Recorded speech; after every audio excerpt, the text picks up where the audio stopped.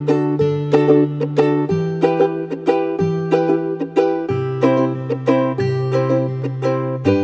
to welcome Dr. Christian Bush, and I'm going to get you into his bio so you don't have to listen to the party behind me happening. And I'll pass you a hurricane drink at the end of this. So here we go.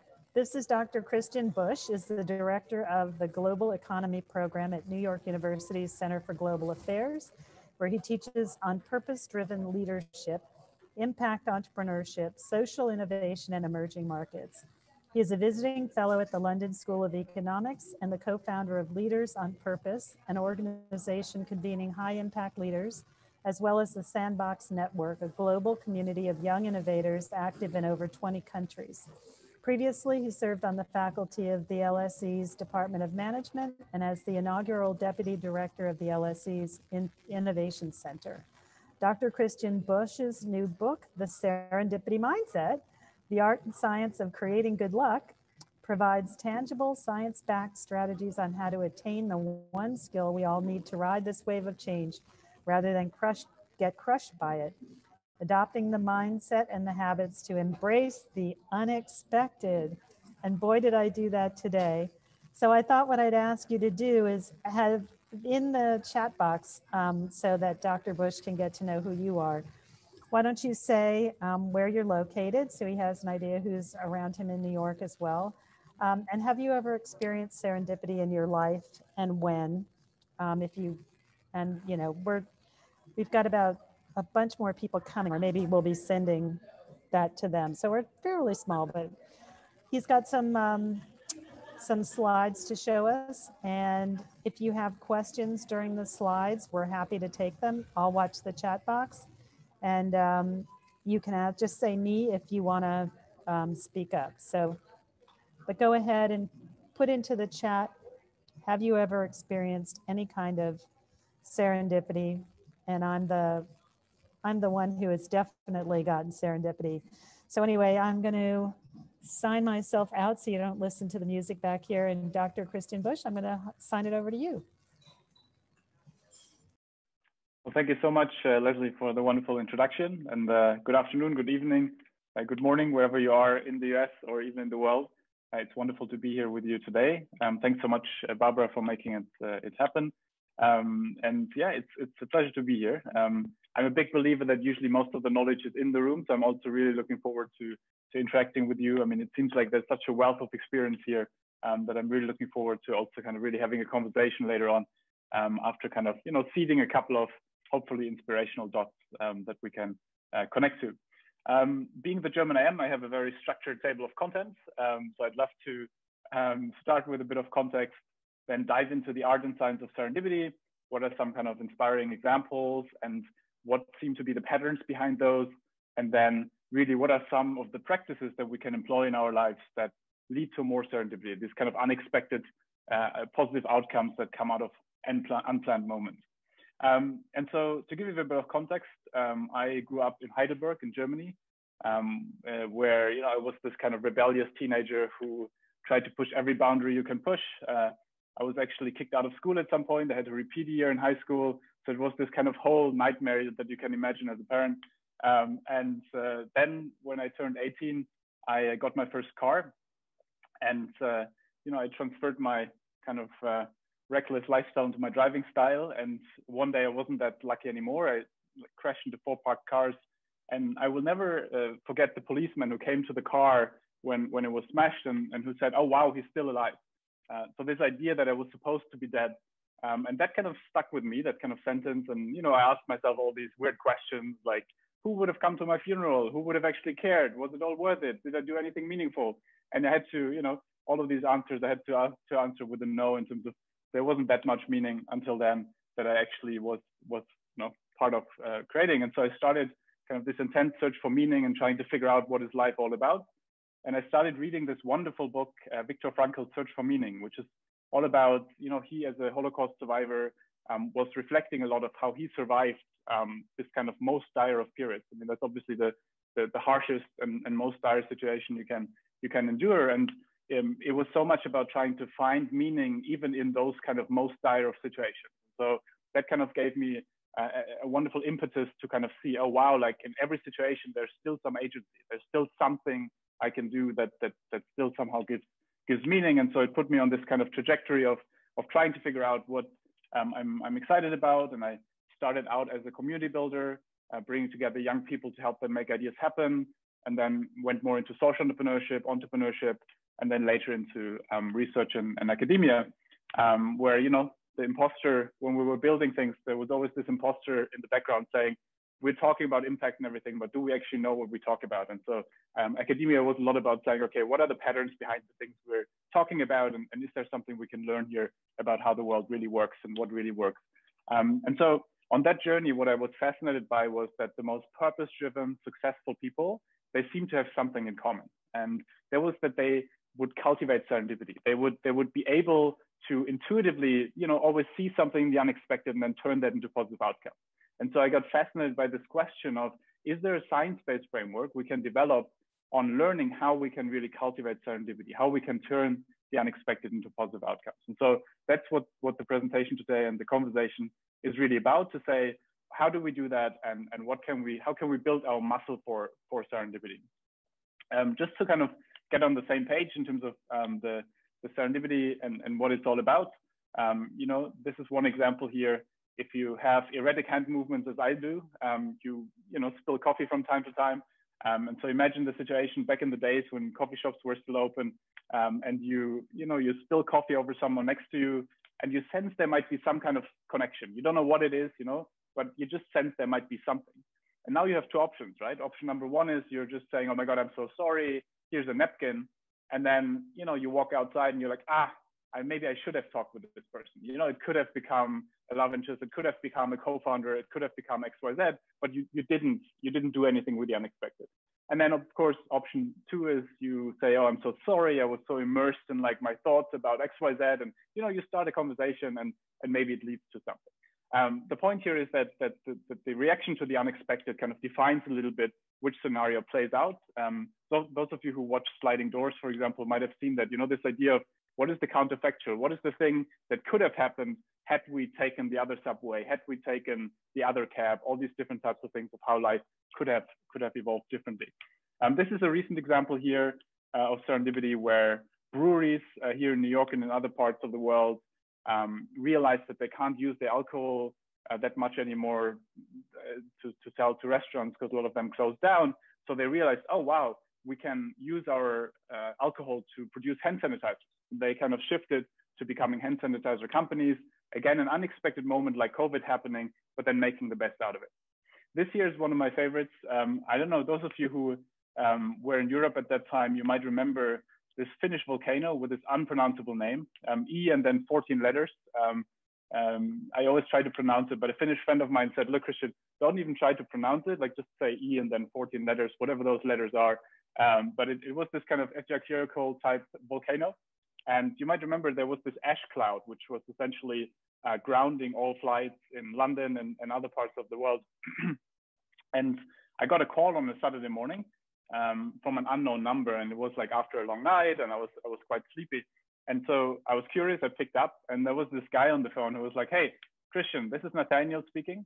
We don't know each other yet, but a mutual friend gave me your number.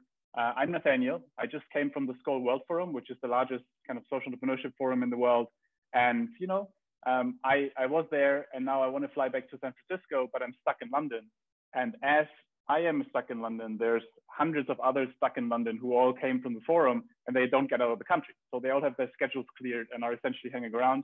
And that was before Netflix and things, right? So essentially, you were literally stuck in London. And so he said, well, I want to organize a conference. So within 30 hours, he organized TEDx Volcano, one of the most successful TEDx conferences of all time. Over 10,000 people on the recorded live stream, speakers like Jeff Skoll, like a wonderful event.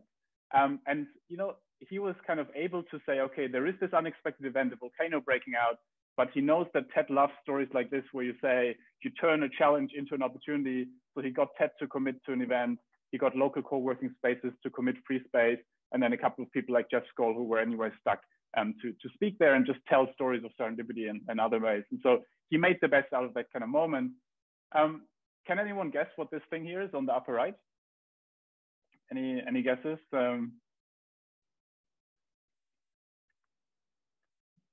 So this is, it's actually a good sign that you don't recognize it in a way, because this is, so a couple of decades ago, a couple of researchers were people giving medication against angina and wanted to test what works, what doesn't work. And they realized that in male participants' trousers, there was some kind of movement happening. And so, you know, that was unexpected. And what would we usually do? We would say, oh my God, this is embarrassing. Let's either ignore it, or let's try to find a quote unquote way to get away with the side effect. They did the opposite. They said, you know what, that is not what we were looking for, but there's a lot of men in the world who might have a problem in that department. So why don't we develop a medication around this? And so that's how Viagra evolved, right? Exactly, as a kind of way of, you know, helping people in that department. Again, an unexpected moment, but people did something with it and connected the dots. And last but not least, any guesses what this could be here? And by the way, Katie, yes, well done. That was exactly the right answer to that. What is the up, like what is the lower right? Anyone, any guesses?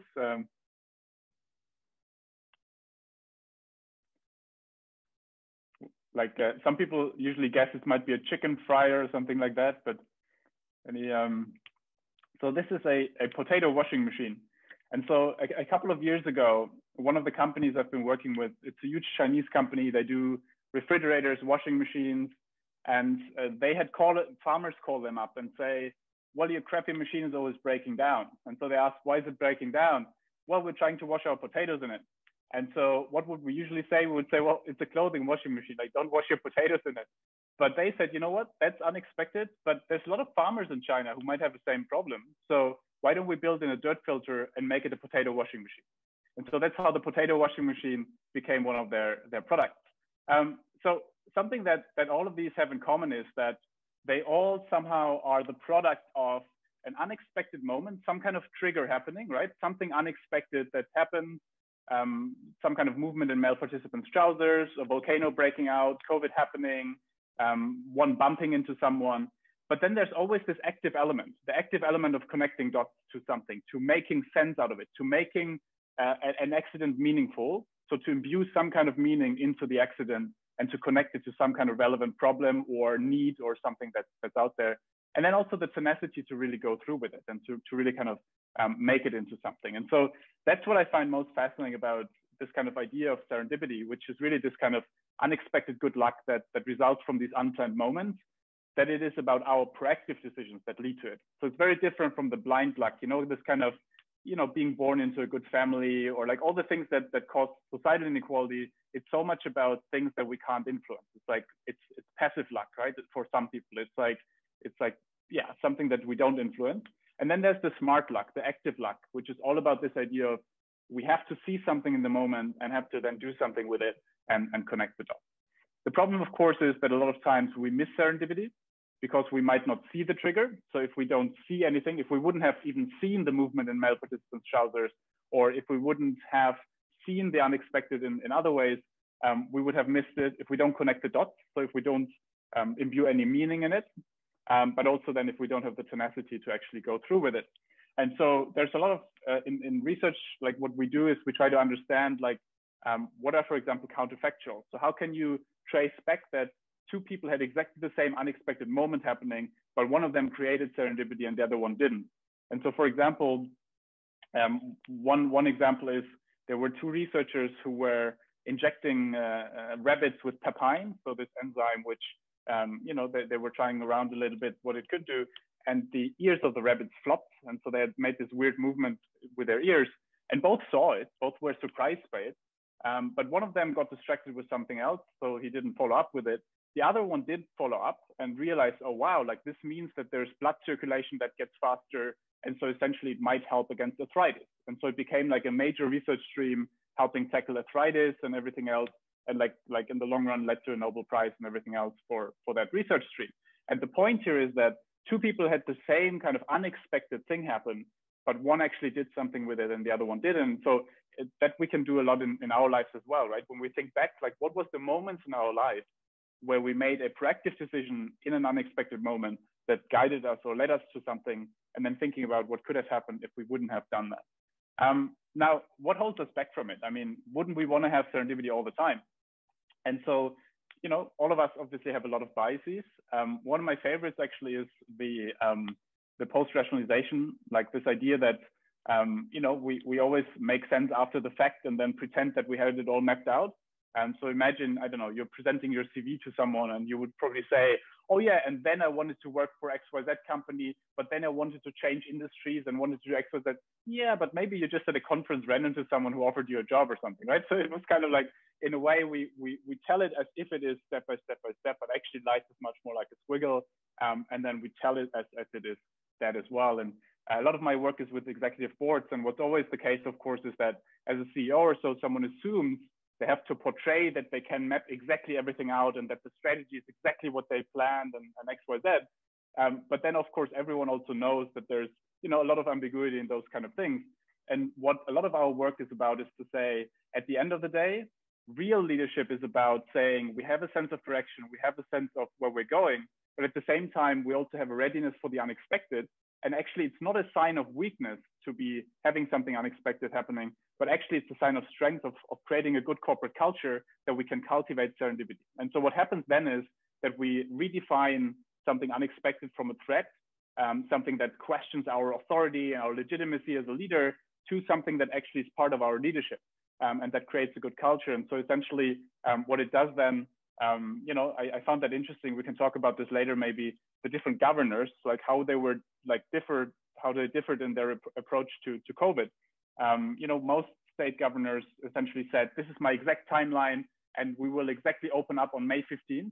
And now the problem, of course, is that as soon as there's unexpected information about a new COVID cluster or something, they have to say, oh, I'm sorry, I have to revise the timeline to May 20th. And then I go to XYZ. And so that questions their authority because they had this illusion of control, or they even have to hide data, right? That's what a lot of times happens.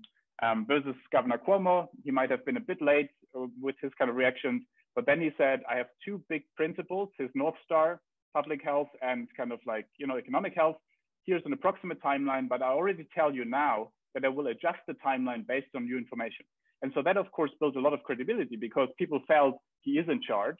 He shows leadership by knowing where he's going, but at the same time, he also is open to the unexpected and to new information coming in. And that's then where the real credibility comes from. And so that's the beauty about like seeing serendipity as an active process, because then we can essentially frame it as an active approach to leadership during uncertainty, rather than something that is kind of a loss of leadership or control. Now, of course, a big question becomes like, how do we, you know, what is it that makes us have more serendipity?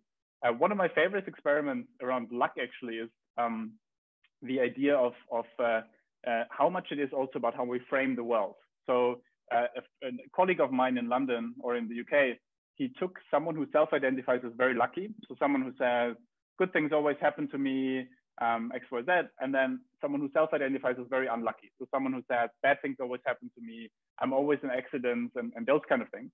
And then he says, walk down the street, go into a coffee shop, grab a coffee, sit down, and then we'll have a conversation and interview later on.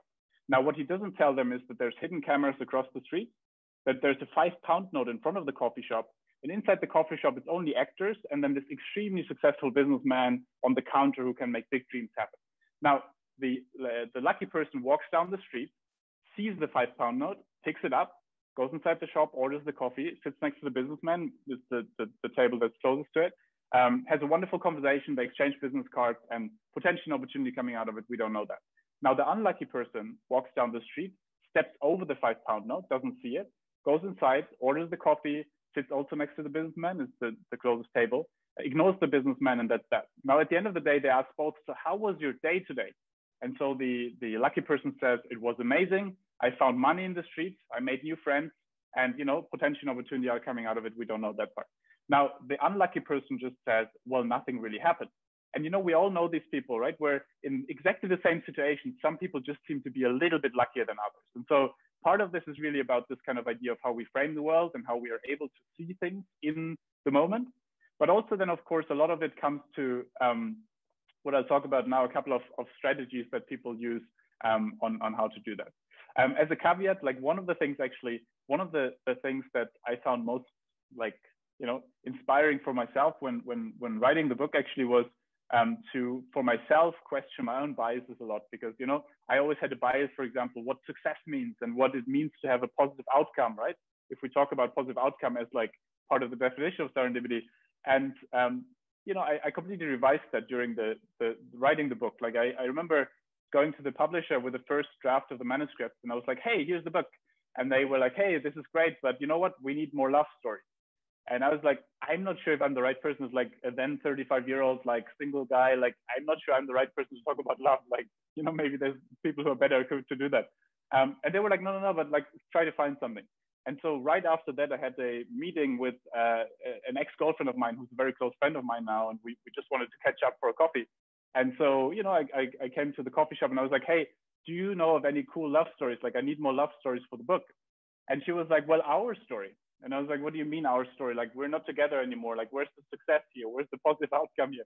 And she was like, well, look, like we met serendipitously in a Starbucks. We kind of watched each other's laptops and had a nice conversation and, you know, kind of got into a relationship from there. And then essentially, we shaped each other as like in kind of emotional support. We introduced each other to the people who then kind of like brought us to the next level of what we're doing.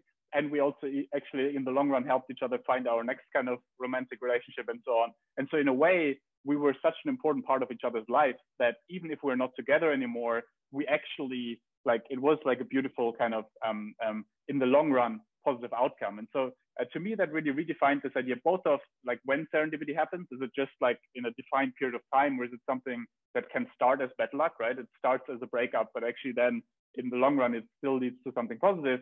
But also in general, like the question of, is a relationship, for example, about still being together, or is it about that you're such an important part of each other's lives, and then even if you're not together, it can still be beautiful.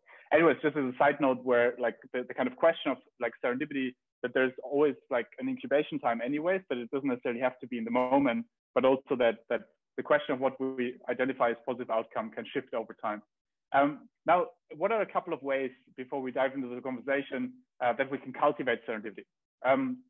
So here are a couple of practices that I found super useful. One is around the question of how can we ask questions differently?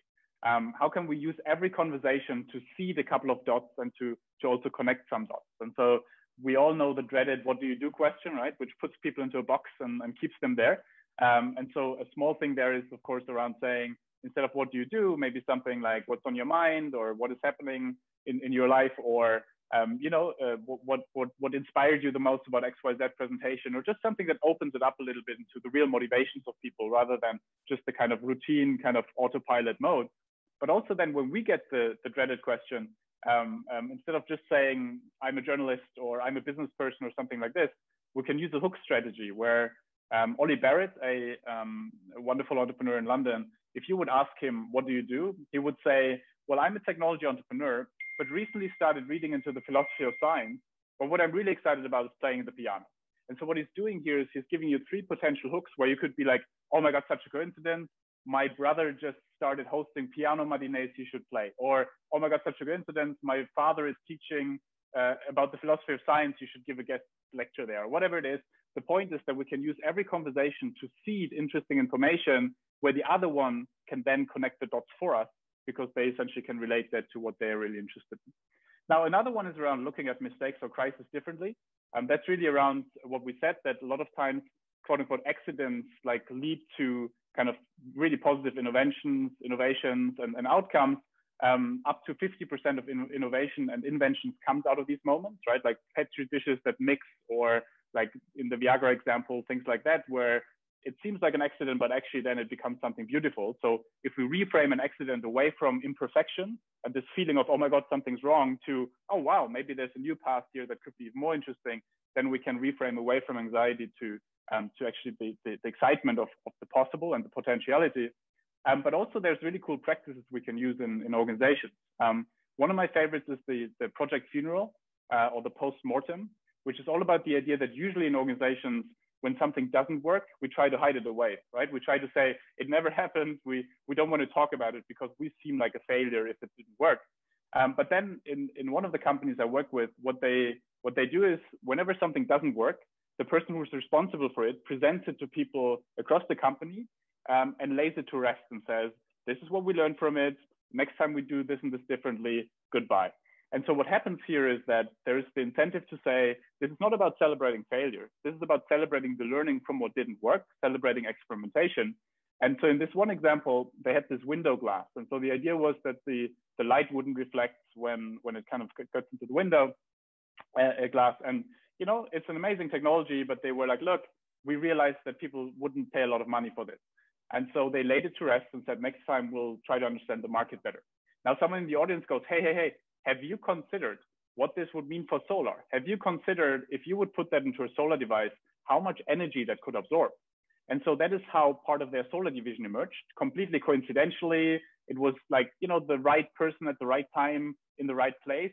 Yeah, but you know what? You facilitated a process that made it more probable that someone would connect the dots in whatever way. And even if we don't know the outcome, we know that something positive most likely would come out of it, because a lot of times ideas obviously are not bad per se, they just don't work in a particular context. And so it's really enabling people to do that, which also is a nice way to build more trust among people and foster that kind of sense of belonging.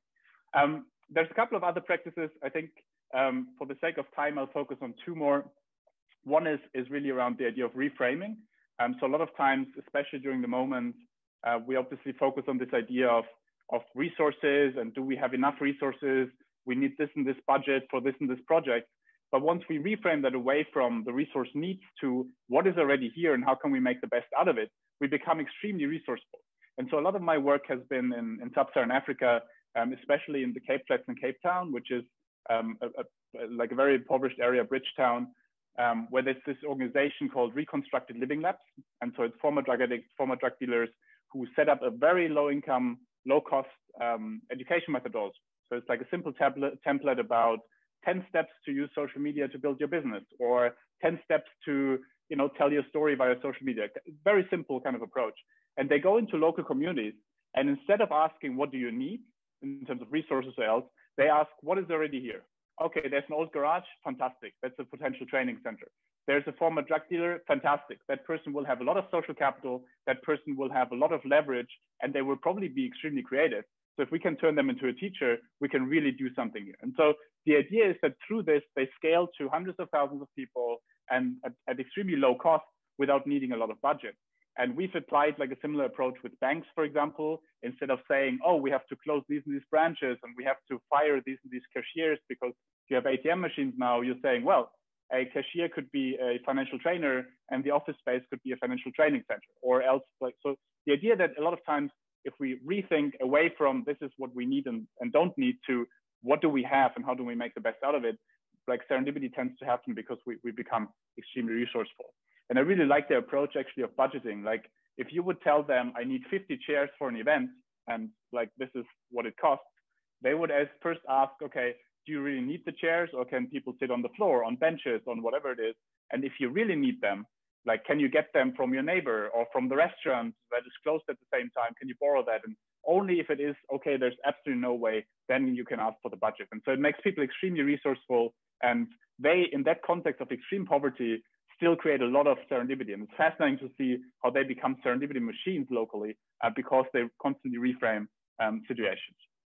And then last but not least is really a lot around how do we design spaces virtually, of course, at the moment, mostly, and physically. I mean, traditionally, like one of the things that I loved a lot is to place art or even mailboxes very centrally in an organization so that the manager has to check his mailbox or her mailbox right next to the developer so that they would be bumping into each other like organically all the time. And so they would like see, oh, they're actually just people like me as well. Oh, we can actually have a conversation. Oh, we can actually, despite the diversity, kind of, get to know each other. And so it's really like these nudges that we can do via physical space design, but we can also do that online, of course.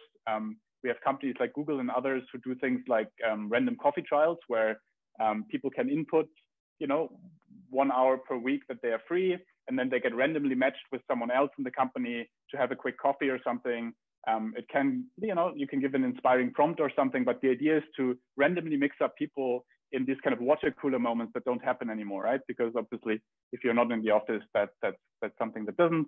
But we can recreate that virtually by creating those kind of moments. Now, philosophically, being the philosopher at heart that I am, I have to close on a philosophical note. this kind of Heidelberg, where I grew up, Goethe and Schiller wrote a lot of their poems, and there was this beautiful kind of philosopher's way. And Goethe had this beautiful saying around that: if you take someone as they are, you make them worse. But if you take them as who they could be, you make them capable of becoming who they can be. So this idea that if you see a potential teacher in a drug dealer, or if you see something else in a situation, if you see some kind of potentiality, that's where the space for serendipity is. That's where the space for new things is that could emerge, where we can become who we can become, but also where we can enable others to become who they can become. And that's really what I love most about this idea of serendipity mindset, that in a way, it's really about saying, this is a world that is so fast changing, so uncertain, that we can't map it out. We can't map it out for ourselves. We can't map it out for our kids. We can't map it out for anyone. But what we can do is we can help people develop a muscle for the unexpected, so that whatever happens, we can make the best out of it. And so that's really what this is all about. And so for now, thank you so much for having me. And I'm really looking forward to the conversation. Well, I was going to say thank you. Oh my goodness, it's so much great info. And the first thing that came to my mind, and I'd love for you to ask some questions of the crowd here, but one of the biggest quotes, we do a lot with reinvention, because a lot of women come to Covey when they're in transition of some sort, either transitioning from corporate to doing their own thing, or trying to find the next corporate level, or maybe they're going to empty nest, their kids are leaving, or through a divorce or widowhood or whatever. They're in transition of some sort. And a lot of people say, how do I find what that next thing is that I'm going to do? I know I have to do something next. I don't know what it is. And I've interviewed so many people, because More Magazine was a lot about the idea of reinvention as well. And the quote that stayed with me was, one woman said, you just have to keep your eyes open and see all the reinvention possibilities that throw themselves in front of you every day. And it's a really interesting thing, much like what you're saying, which is, if you are not attuned to it, and if you are not realizing that there are opportunities there, you will not pick up the dollars on the ground and not go into the coffee shop. You don't see it for some reason. Do you know what makes people see it? Is it an open mindset? Is it that they're aware? What is it? Why did somebody see it and the other one doesn't?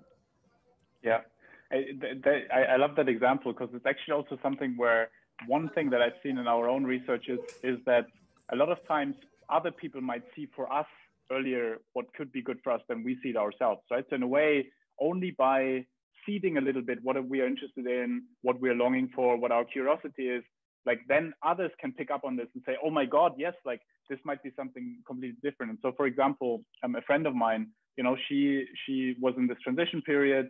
She used to work in the tech sector, and she was like this kind of extremely great kind of developer type person. And, you know, she just sent an email update to like her 20 closest friends. And she was like, hey, look, everyone, I'm in this transition period at the moment. I'm interested in like developing something around new things, whatever. And this is what I'm curious about. And so someone gets back to her and says, oh my God, like I just interviewed with this NGO that is looking for XYZ person where your skill set could fit perfectly. And she's like, oh my God, I didn't even know I could work for an NGO. Like I didn't know that world. I didn't know that I could fit into that. But actually, yes, you're right. Like my capability is exactly what could fit that. And so the point is that I think we're functionally fixed a lot of times about, okay, this is supposedly the industry I am this is supposedly what I'm good at, but actually by seeding a little bit more about our curiosity and potential capabilities, then others can pick up on this and say, oh my God, yeah, that relates to this and this. And so I think it's a lot also about this kind of like overcoming the idea, and I've seen that with myself, right? Like it's almost like allowing a little bit of vulnerability also, in the sense of saying, I am okay with myself not having it all figured out, because everyone is that, right? I mean, like we just finished a project with 43 of the world's leading CEOs, where we sat down for 2 hours with all of them.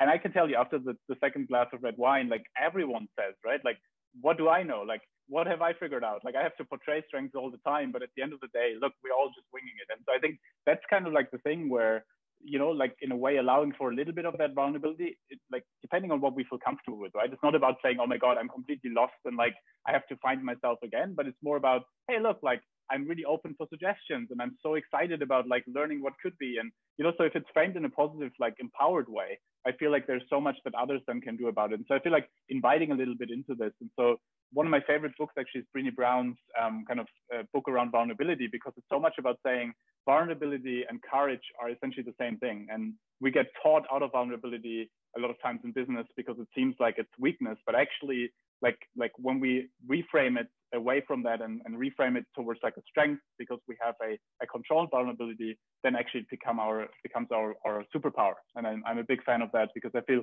that then enables us to do a lot. And maybe as a last thought on this, actually, I was very inspired by Hubert Joly, who used to run Best Buy. And he has this story of a monk where, he met the monk like somewhere. He was like on a trail or something in some kind of area, and he met a monk. And so the monk told him, well, look, you guys like over there in the West, like you live your life in such a strange way. Like you think you have to be perfect. And that's a very inhuman way to live your life, because you see everything that is not perfect as a problem, and everyone who is not perfect as a problem.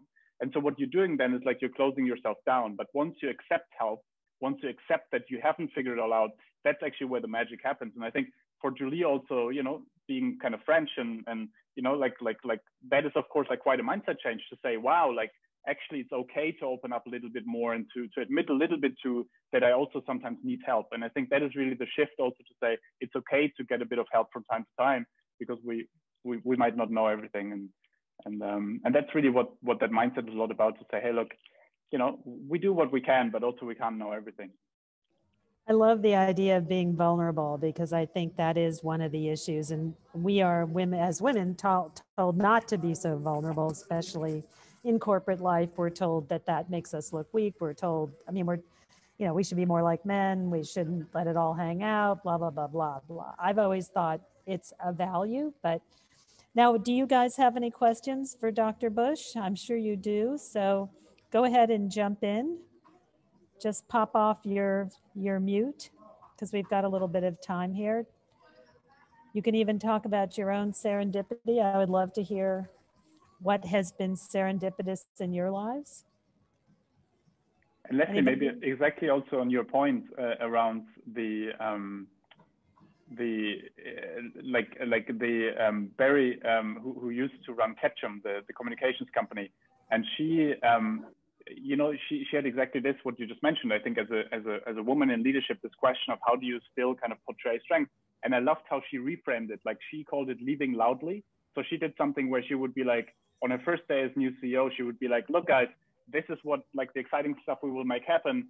But also, hey, at 4 o'clock, there's a volleyball game of my daughter and I really have to do this.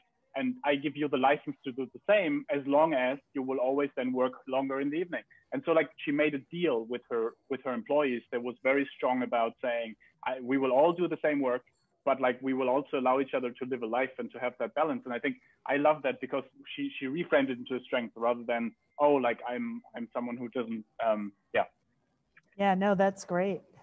Anybody want to jump in on the convo here? I see, let's see, somebody had a question. Monique, do you want to ask aloud there? Or I can do it for you, but we're small. You can jump in. Sorry, I just had to unmute. Yeah, so I'm wondering, often you're in a conversation and you meet somebody, you hear ideas that at that point you may not agree with, but then hours later you think, oh my gosh, I should have said this, or I should have looked at it differently. So how do you train your serendipity muscle to be a little bit quicker on your feet? I guess is my question, really. I can so relate to that. I've had so many moments where I would be in meetings or conversations, and then I walk out and I'm like, there would have been something in that moment. And so one thing that I found extremely useful is to start a serendipity journal. So to start something, or whatever the name of the journal is, but really this idea of like trying to understand one's own patterns and like, how do I react to the unexpected? How do I react? So in my case, for example, as someone who constantly spills coffee and constantly drops stuff in the supermarket, I just thought about, okay, next time that happens, what do I say? Or next time someone comes up. So it's almost like there's a pattern of the unexpected, right? There's this pattern of the types of unexpected situations that happen. like, I don't know, in my case, it was also open, like I would always run into my boss in like the weirdest of situations, and he would ask me, what do you do? Or how are you? And I would always think, shoot, I could have used that situation to tell him something exciting so that he looked at me for the next promotion. But I always forgot that. And then afterwards, I was like, oh my God, I could have used this much better.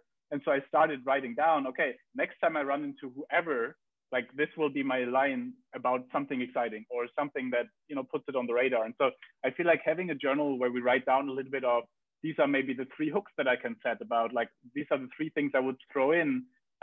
Or these are kind of like the moments where I usually struggle to react, and this is what I can do about it. Or just kind of like, in a way, like because it's so idiosyncratic to each of us, I think what holds us back maybe, or what does it, right? For me, for example, for a long time, it was self-censoring. Like I was like, oh, like, do I feel worthy to like make a comment here? Or do I first want to be sure about X, Y, Z? And then I realized at some point, you know what? I regret more the things that I didn't say than the things I said, because it was literally the things where I would always be like, actually it would have fit really well. And so once I realized that the regret of not saying it is actually bigger than the regret of saying it, I started saying it much more often. And so I feel like it's these things where doing it in a journal and analyzing oneself around this, I found super, super helpful.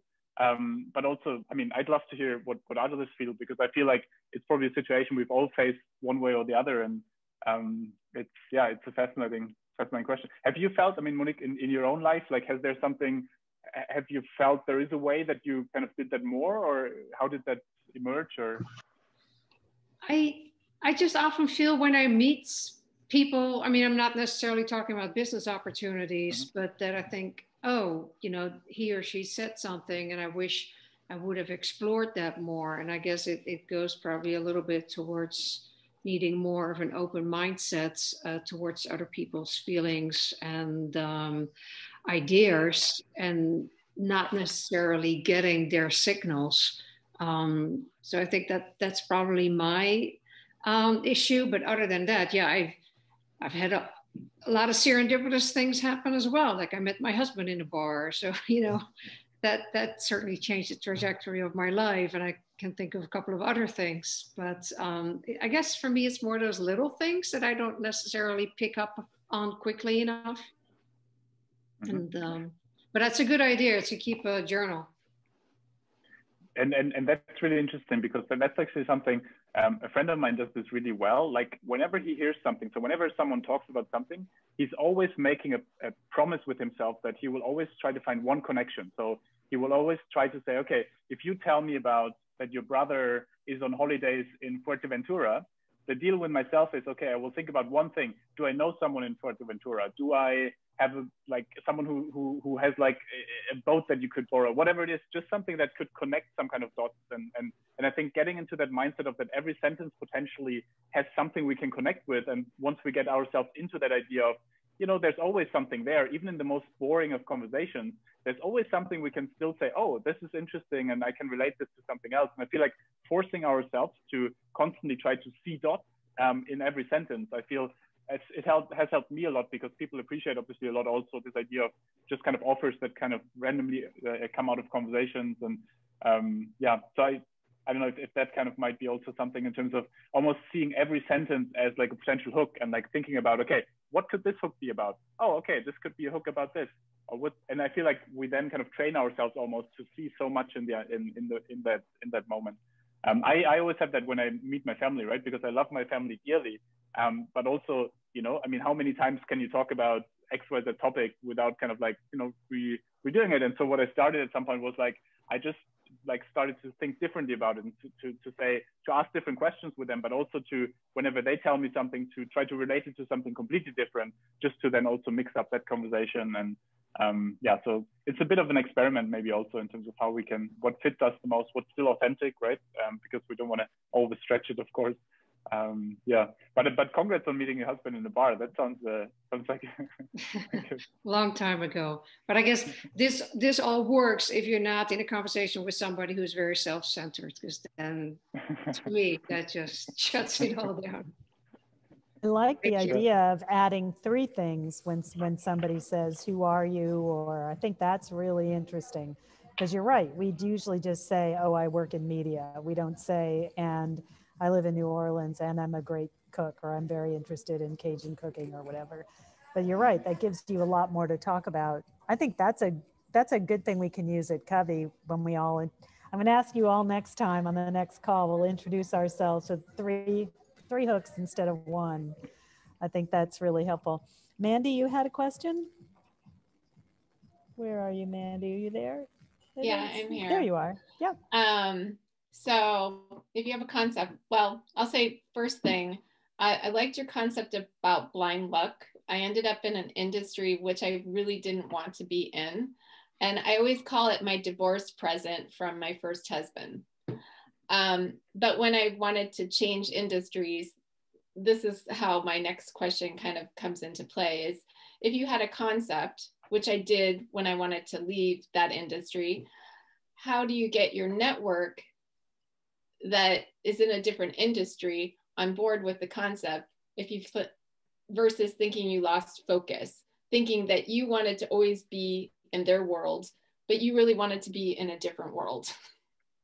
So that's my question.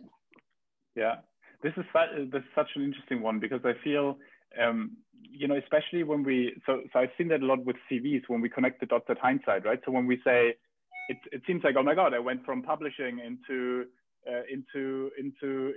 marketing, into this. And so there's all these different types of things. And so someone might ask, oh, were you so distracted?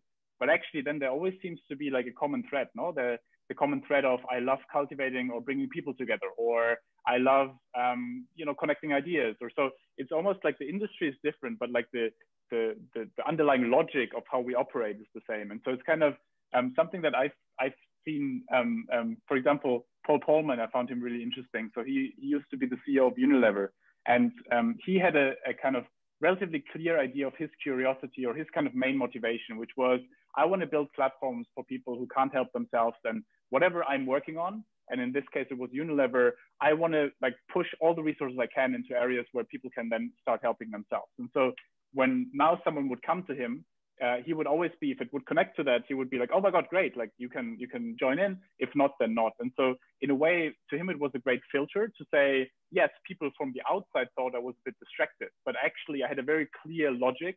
But I think in his case, he didn't articulate that very clear. Like he didn't necessarily articulate that all the time. But I feel in your case, if there would be an articulation of it, of saying, I've always been excited about bringing people together. I've always been excited about this and this. For a long time, I've done it in this and this industry, but now it seems like this and this industry is so much more exciting for this. This is why I'm doing this and this. Like, I feel like it kind of leads beautifully the motivation, the why into the kind of how, and the how is changing, but the why still might be the same. I don't know how that is in your case, but I mean, is there a particular, yeah. No, that's kind of how it is right now. So right now I'm kind of falling into some different areas that are very different than what I've done in the most recent past, maybe more aligned with what I did on the East Coast versus what I did on the West Coast.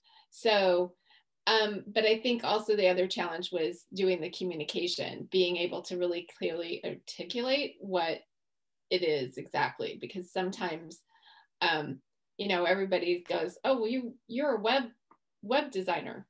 I never did web designing in my entire life. And all of you have heard that. So I did something different. I brought teams and people and resources together. So anyhow, I like that. That's where I am right now in my life. And that's what I'm trying to piece together. And that kind of related to my comment about earlier today. I was helping out at a childcare, a preschool, Montessori school. And it's like looking at their lunch and their breakfast and going, you know, how do you fight obesity in the state of, you know, the state I live in? Maybe you feed them more fruits and vegetables than cheesy potatoes and ice cream. So, you know, it's like putting those pieces together. Now, how that fits into my career, I don't know. But anyhow, thank you. I really liked your talk. Thank you. I appreciate it. And may I ask the new career, what that will be, or which area that that's what I'm working on right now. Yeah. Mm-hmm. Yeah. Because I wonder if there's almost something around this, like, it's almost like if we think about our CV, connecting the dots at hindsight and seeing some kind of theme that is emerging, if almost like there's also a way to connect it in foresight or with foresight, in the sense of saying, like, this is like the key why. And then to your point, maybe you've always been great at like analyzing situations and making sense out of how XYZ works or doesn't work, or whatever the kind of theme is. And then I feel like playing with that. I mean, I like when I look at, I mean, Paul Polman was one example, but others who had like not necessarily that North Star yet, but like who were like, oh great, like we're kind of like there's a key curiosity or interest or motivation. Yeah, it's like I took a class on change by design by IDEO, and their philosophy is really what I used early in my career working at an incentive travel company where I bought gifts, because I would reach out and I'd actually talk to the person we were selling to, or I'd talk to the end user, and I kind of learned from them what they were looking for. So when I picked things out for them and worked in part of my creative team, then we knew what was going to get people motivated. And then I went to a company where I did market research and pricing and promotion. I did basically research. So, I mean, where that's going to take me right now, but you know, sometimes we don't see the obvious for myself and for others. So, because, you know, back to the example of the kids, in the state I live in right now, our obesity rate is like 32%. Wow. So Where are you, Mandy? Yeah, I'm in Iowa. Iowa. Okay. Yeah. Iowa State Fair, been there, know it. Yeah, I think that's where they have fried butter or something like that. Fried Oreos, fried butter. Yes, I've seen it all. The butter cow. Yes, at the fair. Yes. Yeah. So, well, but I think, you know, you're helping me look at it a little bit differently and how I could reframe everything and maybe piece it all together. And then this seems like the perfect group to do that, no? It seems like everyone can help connect dots and pull that. So that sounds, fantastic. Yeah. And looking forward to hearing where it will lead. And okay. Yeah. So thank you. This is what Covey's all about. And Mandy, I'll tell you, there was a story I wrote when I was at Moore. It was the dean of students at Duke who used to do this thing called What is Your Story with the kids, and really getting them to talk about their why. Why do they do what they do? And one of the things she taught women, especially if you look back through all the different careers and you actually write down the why behind every one of those jobs you took at some point in your life, you will find a thread. She said, women more than men find a through thread. And if you can identify that, that's really helpful for you going forward. It may not look the same, but it's a through thread. Oh, here we go with the noisy crowd. I'll hop off. Somebody else want a question? But anyway, that's a helpful thing. Thanks, Leslie. Hi, Suzanne, go ahead. I wanted to, well, first of all, serendipity has always been one of my favorite words. It's just something that I just like seeing how things are going to play out. But that idea of lucky and unlucky, that experiment that you did is really interesting because and this was years ago at this point, but I had a neighbor who was involved with an organization, and to a third party, I said, wow, I would love to be, you know, the executive director of an organization like that. That's fabulous. And within 6 months, I was executive director of the organization. And all I did was say it out loud. And then like a month and a half later, I met somebody who was on the board in a different capacity of a sister group of that other. And it was like, it just all fell into place. So I sort of look at it like, wow, that was like, was that just pure luck? Was that serendipity? Did I help create it? Did I open up to an idea just by having stated out loud that this is what I wanted to do? So it's amazing, you know, to have these opportunities and to know that we can partly create them ourselves. But then when you feel stuck, it's like, well, what is it that I can do to make changes, right? You know, it's like, so I can recognize how serendipity worked for me then. And I feel like I'm sensitive to serendipity, but it's also hard when you're feeling stuck. And then I've got my cat, as usual. This cat's a running joke, so that's. No, he's the best cat. He's the best. So Christian, do you want to answer that? And then we're going to get to our giveaway. Yeah, I love that, because it's something where I feel, especially in periods where like we feel stuck, or where we feel, oh, like, you know, we have a streak that is not that kind of serendipitous sports for some time. I'm a big fan of literally starting with very small, like, quote unquote exercises, or very small things that we do, like, you know, like literally kind of maybe the journal, or something that is about like maybe reflecting on, okay, what were the like these kind of examples you mentioned, and maybe also I'm sure there were so many more examples, and like writing them down and like saying, okay, what was it about these things that worked? Was it because you told the right people about what you were interested in, and then they could connect the dots for you? Or was it about manifesting it almost, right? Like putting it there in some way, and like really kind of developing a North Star, and then maybe writing a blog post about it, or, you know, these kind of different ways that are like there for us to kind of just nudge serendipity a little bit. And I think that's, to me, you know, if I've sometimes had that situation, especially with people that's very unrelated from you, but like people who said, oh, why would I need serendipity in my life? Like, why, you know, I'm okay in where I am. And so they weren't stuck, but they were more like, no, I'm okay with my life, and so I don't need it. And so the deal we made was, all right, try 2 or 3 things. Like, you know, the next 5 conversations you do, just ask a broader question, and like put 3 hooks into the conversation about what you might want to do next, and see what happens. And after 1 or 2 weeks, people would go back and say like, oh my God, I didn't know life can be so joyful. I didn't know like this can happen. And so it's kind of really this idea of like, in your case, right, if it's about maybe setting hooks and like bringing a little bit of this again into conversations, and literally into conversations with people maybe also where we wouldn't expect that they would be the right ones to speak about it with, right? So I've seen sometimes, again, like with this example earlier of my friends who like talk with someone in a completely different sector by email then, and wouldn't expect that something would come from there, but by putting it out there, it happens. So I feel like in that case, I feel the setting hooks for me always works the best, because it's just kind of like very tangible, and then also seeing what pattern worked in the past, and then building on that. But it's actually something, and maybe also I just wanted to Monique, I think, had a wonderful point around also the question of with self-centered people, because I have the same, right? I close down when I have someone in front of me who's extremely self-centered.